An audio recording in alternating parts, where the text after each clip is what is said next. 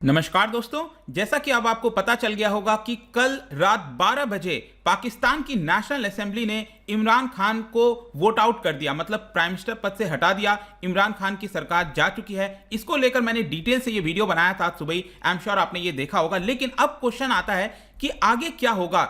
Specially इस video में मैं बात करने वाला हूं भारत पाकिस्तान के रिश्ते के हिसाब से, क्योंकि यहां पर जो अगले प्राइम मिनिस्टर बनेंगे, जिनको आज चुना जाएगा, करीब 2 बजे वापस से वहां की जो नेशनल असेंबली है वो मिलेगी और यहां पर नए प्राइम मिनिस्टर को चुनेगी। तो वो होने वाले हैं शहबाज शरीफ, जो कि नवाज शरीफ के भाई हैं। तो यहां पर जो शहबाज शरीफ हैं, उनका क्या रुख रहा है भारत की तरफ, वो मैं आपको बताने वाला हूं। काफी इंटरेस्टिंग होने वाला है ये वीडियो। चलिए आगे बढ़ते हैं, लेकिन उसके पहले ध्यान रखिएगा, किसी भी एग्जाम की अगर आप प्रिपरेशन कर रहे हैं, UPSC, judiciary, banking, RBI, state PCS, कुछ भी हो, या फिर अगर आप स्टॉक मार्केट ही क्यों ना सीखना चाहते हो, तो यहां पर आपको कोड इस्तेमाल करना है अंकित 33। इसके माध्यम से आपको डायरेक्टली जो 33% का डिस्काउंट है वो मिल जाएगा। साथ ही साथ अगर आप एमसीक्यूज अटेम्प्ट करना चाहते हैं तो मेरे इंस्टा पेज पर जा सकते हैं, वहां पर स्टोरीज में जितने भी एमसीक्यूज हैं उसको आप अटेम्प्ट कर पाएंगे। चलिए शुरुआत करते हैं और सबसे पहले हम यहां पर देखेंगे अभी एग्जैक्टली क्या हो रहा है। देखिए 49 ईयर्स अगो, मतलब 1973 में 10 अप्रैल को पाकिस्तान के पार्लियामेंट के द्वारा नया कॉन्स्टिट्यूशन अपनाया गया था। याद रखिएगा, पाकिस्तान के पूरे इतिहास में 3 कॉन्स्टिट्यूशन आ चुके हैं। तो ये जो करंट कॉन्स्टिट्यूशन है ये 1973 से चल रहा है और ये तीसरा है। तो इस करंट कॉन्स्टिट्यूशन के हिसाब से अगर आप देखोगे तो पाकिस्तान के जो प्राइम मिनिस्टर थे इमरान खान, वो पहले पीएम बने हैं जिनको नो कॉन्फिडेंस वोट के माध्यम से हटाया गया है। और उनका जो पॉलिटिकल कैरियर है, वो जिस हिसाब से सोच रहे थे कि यहां पर मैं पूरे आखिरी दम तक लड़ूंगा, यहां पर सब कुछ करूंगा, कोशिश तो उन्होंने की, लेकिन यहां पर वो विफल रहे। अपना जो भी उन्होंने सोचा था कि वो किसी प्रकार से प्राइम मिनिस्टर पद का जो है कुर्सी है उसको बचा लेंगे, लेकिन ऐसा नहीं हो पाया। आपको पता ही है, इसको लेकर हमने ऑलरेडी चर्चा कर ली है। लेकिन इसके भारत के मायने क्या हैं, भारत को किस तरह से देखना चाहिए? जाहिर सी बात है, एक इंपॉर्टेंट पड़ोसी देश है भारत का यहां पर, और वहां पर जो भी प्रॉब्लम होती है, इंपैक्ट होता है, उसका डायरेक्ट असर आपको भारत में भी देखने को मिलेगा। सबसे पहली चीज है पाकिस्तान की डेमोक्रेसी क्या कहती है। देखो, अभी भी अगर आप देखोगे पाकिस्तान की डेमोक्रेसी एक फ्लॉड है। फ्लॉड कहने का मतलब कि अभी परिपक्व नहीं हुई है, पूरी तरह से यहां पर मैच्योर नहीं हुई है। स्टिल अ गाइडेड डेमोक्रेसी हम कह सकते हैं, क्योंकि ऐसा लग रहा था कि जो पूरा सब चल रहा था पाकिस्तान के अंदर इस समय, इमरान खान हटने को तैयार नहीं थे, नो कॉन्फिडेंस वोट नहीं हो रहा था। ऐसा लग रहा था वापस से पाकिस्तान जो है वो पहले की दिशा में चला जाएगा और उसकी संविधान जो है, कॉन्स्टिट्यूशन पूरी तरह से खत्म हो जाएगा और वापस से चीजें स्टार्ट होंगी, मार्शल लॉ लग जाएगा, ऐसा लग रहा था। लेकिन फाइनली जाकर कल जिस तरह से चीजें टर्न आउट हुई हैं, अब वापस से लग रहा है कि नहीं, यहां पर अभी भी जो पाकिस्तान की डेमोक्रेसी है वो एक दिशा दिखा सकती है देश को आगे बढ़ाने में, और किसी भी देश को उसी हिसाब से आगे चलना चाहिए। जहां तक भारत की बात है, तो भारत में देखिए इस तरह के व्याख्या होते रहते हैं। भारत में कई बार ऐसा हुआ है कि अगर आपने मेजॉरिटी लूज की है तो आपको जाना पड़ेगा, वोट नो कॉन्फिडेंस मोशन आता है। अगर आप नो कॉन्फिडेंस मोशन में जीत गए तब तो ठीक है, लेकिन अगर आपको अपोजिशन ने हरा दिया तो आपको सिंपल हाथ जोड़कर जो है वो खाली कर देना चाहिए कुर्सी। यही डेमोक्रेसी कहती है। लेकिन पाकिस्तान के अंदर ये पहली बार ऐसा देखने को मिल रहा है, और इसीलिए मैं कह रहा हूं कि भले ही वहां की डेमोक्रेसी अभी फ्लॉड है, लेकिन ये गाइडेड डेमोक्रेसी है। हो सकता है आगे चलकर चीजें और बेहतर हो सकती हैं। लेकिन यहां पर जो सबसे बड़ी प्रॉब्लम अभी भी आपको देखने को मिलेगी कि अभी भी जो शॉट्स हैं वो आर्मी के द्वारा लिए जाते हैं। कहने का मतलब यह है कि आपने देखा होगा, इमरान खान और आर्मी के जब तक रिलेशंस ठीक थे तब तक तो चीजें ढंग से चल रही थी, लेकिन जैसे जैसे इमरान खान और आर्मी के बीच में रिश्ते खराब होते गए, फाइनली हमें देखने को मिला कि आर्मी ने अपना जो हाथ है वो इमरान खान से हटा लिया और एक प्रकार से पॉलिटिकल जो अपोजिशन पार्टी है उसके पास आ गया, और उसका नतीजा आप देख ही सकते हो, इमरान खान जो है वो पीएम पद से हट चुके हैं।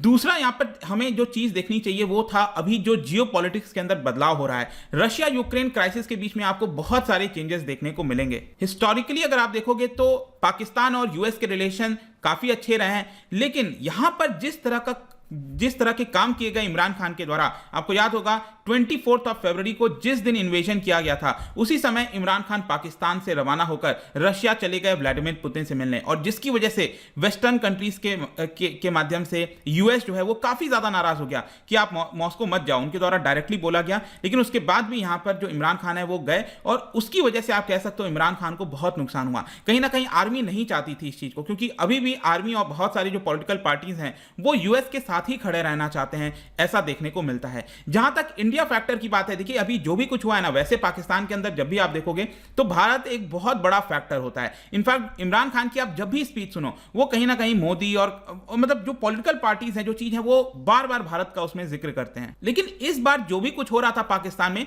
वहां पर आपको भारत का जिक्र नहीं मिल रहा था बाकी पॉलिटिकल पार्टी से, लेकिन हाँ इमरान खान लगातार प्रेस कर रहे थे भारत को, लगातार भारत की जो फॉरेन पॉलिसी है उसका जिक्र कर रहे थे और प्रेस कर रहे थे कि देखिए भारत की पॉलिसी कैसी है, और कहीं ना कहीं इनडायरेक्ट वे में पाकिस्तान की मिलिट्री को वो टारगेट करने की कोशिश कर रहे थे। तो यहां पर ये जो मिलिट्री है, जो आर्मी है, वो बहुत ज्यादा खफा हो गई इमरान खान से ये सारी चीजों को देखते हुए। अब हम आते हैं कि रिटर्न ऑफ शरीफ। देखो 4 साल पहले 2018 में जब चुनाव हुए थे तो जो नवाज शरीफ और उनके भाई हैं शहबाज शरीफ, वो दोनों को बाहर कर दिया गया था और यहां पर फाइनली इमरान खान जो है वो नए प्राइम मिनिस्टर जो है वो बन गए। लेकिन अब वापस से जिस प्रकार से शहबाज शरीफ जो है वो नवाज शरीफ के भाई हैं, जिस प्रकार से उन्होंने अब इमरान खान को बाहर किया है नो कॉन्फिडेंस लाकर, ये वापस से दिखाता है कि वो अभी भी गेम में है। देखिए शहबाज शरीफ को लेकर मैंने एक ऑलरेडी 4-5 दिन पहले एक वीडियो बनाया था, लेकिन यहां पर मैं आपको बताऊं तो वो 3 बार पंजाब, ये जो आप देख रहे हो जो कि भारत के पंजाब से जुड़ा हुआ ये पूरा एरिया है,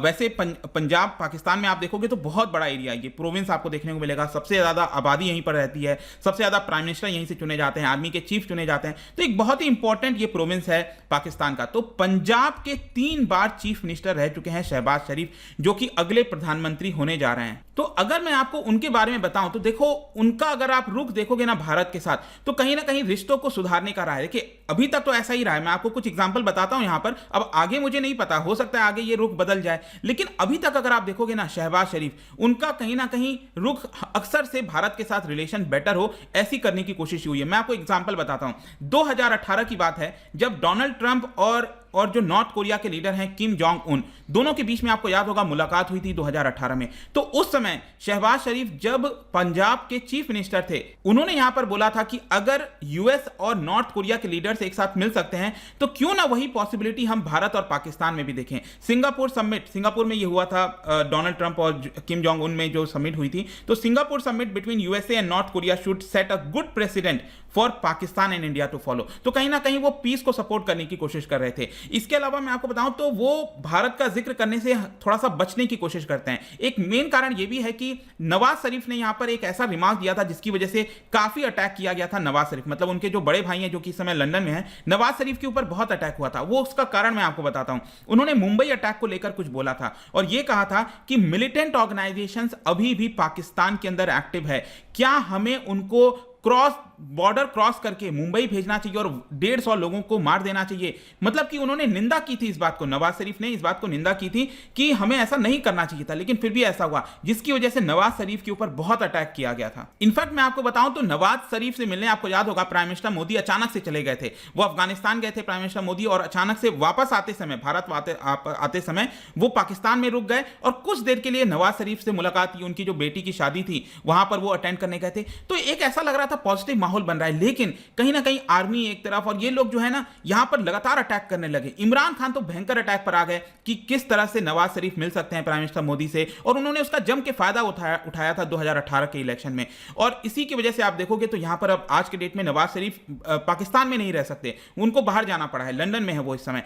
तो ये सारे आपको देखने को मिलेंगे। तो कहीं ना कहीं जो शरीफ ब्रदर हैं, नवाज शरीफ हो, शहबाज शरीफ हो, वो भारत के साथ रिश्तों में बेहतरी करने की कोशिश करते हैं, आई थिंक ऐसा लगता है, लेकिन जो आर्मी है और बाकी एक्टर्स हैं वो उसको नहीं होने देते। लेकिन यहां पर अब मैं आपको बताता हूं कि जब ये शहबाज शरीफ पंजाब के चीफ मिनिस्टर थे, उस समय भी उन्होंने भारत के साथ रिलेशंस बेटर करने की कोशिश की थी। जैसे कि पीपल टू पीपल टाइज, जो पंजाब है पाकिस्तान का और भारत का पंजाब है, दोनों के बीच में पीपल टू पीपल टाइज बढ़े, इकोनॉमिक रिश्ते बढ़े, ऐसी यहां पर कोशिश की गई थी। 2013 में वो भारत भी आए थे और उस समय जो हमारे प्राइम मिनिस्टर थे मनमोहन सिंह जी, उनके साथ मुलाकात की थी। इनफैक्ट शहबाज शरीफ भारत के पंजाब में जो उनका एंसेस्ट्रल विलेज था, तो मतलब कि नवाज शरीफ, शहबाज शरीफ का अगर आप रूट्स देखोगे वो तो भारत में ही है, तो राइट, तो वहां पर वो अपने गांव भी गए थे। और इनफैक्ट यहां पर आप देख सकते हो कि उन्होंने एक जो चेक पोस्ट था टारी बॉर्डर पर 2012 में, उसके इनॉग्रेशन में भी वो शामिल हुए थे। एक और मैं आपको व्याख्या बताता हूं, 2017 में आपको याद होगा बहुत ज्यादा पोल्यूशन की बात हो रही थी नॉर्थ इंडिया में।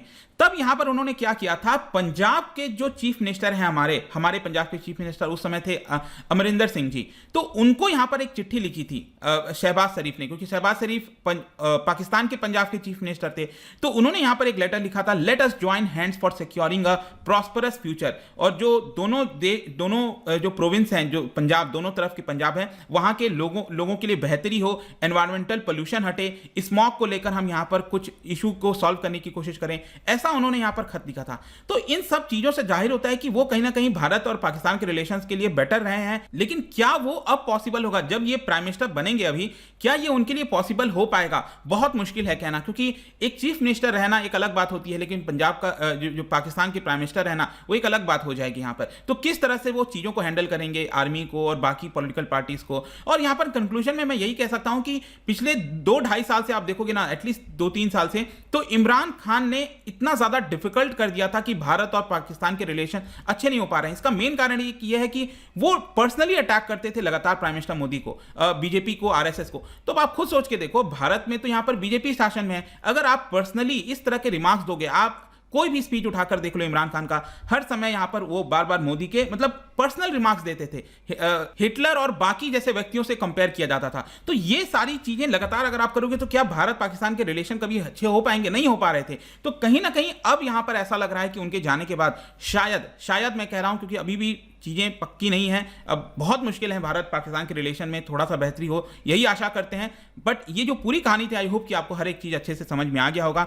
देखते हैं क्या होता है। लेकिन जाने से पहले एक इंटरेस्टिंग क्वेश्चन, आपको पता है हम पॉलिटिक्स की बात कर रहे हैं, तो पॉलिटिक्स का एक क्वेश्चन कर लेते हैं। यहाँ पर काउंसिल ऑफ मिनिस्टर, भारत के अंदर जो काउंसिल ऑफ मिनिस्टर्स होते हैं, उसके अंदर आपको कौन देखने को मिलता है?